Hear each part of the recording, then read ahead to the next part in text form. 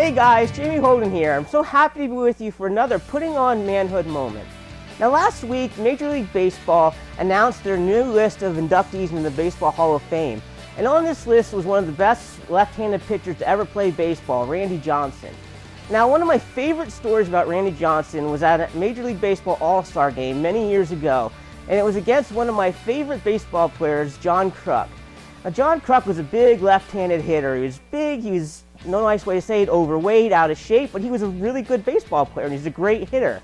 And the whole week leading up to the All-Star game, all he talked about was, I hope I don't have to bat against Randy Johnson. I'm scared to death of him. He's wild.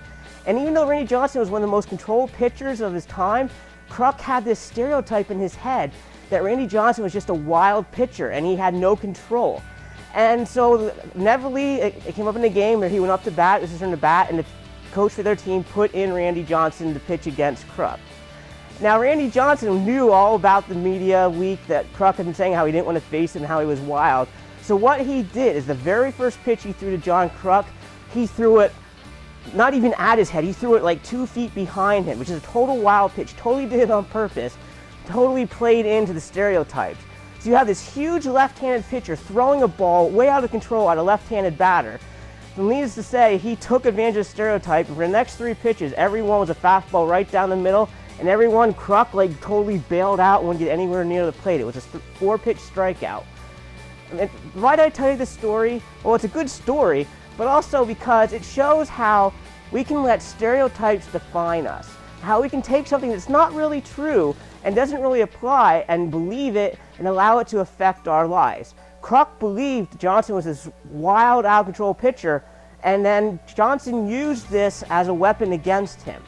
Now, as we are putting on manhood, I believe that the enemy, Satan, is using the world's stereotypes to attack men.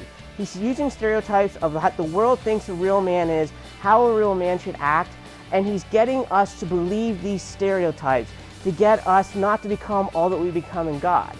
So this week I just want to talk about that a little bit and share one of the biggest things I see that keeps men from putting on manhood is because we're believing the world's stereotypes, what it means to be a real man. You know, the lies that men can't stay pure, men don't want to read and study the Bible, men don't want to be family men, they want to bolt at the first chance they get. Men can't handle money, and on and on and on the list goes, telling us why we can't be what God called us to be. But the thing we have to understand is these are all lies from the enemy. And why is he using these lies? Because there is nothing that the enemy fears more in life than a man of God putting on manhood, reaching his full potential of God, becoming everything he can become in God's kingdom. Because the enemy knows no man like that can be stopped. He's an unstoppable force in God's kingdom. Because it's not only is he going to change, but then he's going to take everything in his life and he's going to use it to help other men achieve the same victory. And the enemy knows this and he fears it to death of God's men rising up and being what God called us to be. So he uses these stereotypes and he tries to keep us bound to our childish ways. And unfortunately, many men are falling prey to these lies and we need to stop. Now next week we're going to look at how we overcome the stereotypes, what we do to stop allowing the enemy to keep us bound in our childish ways.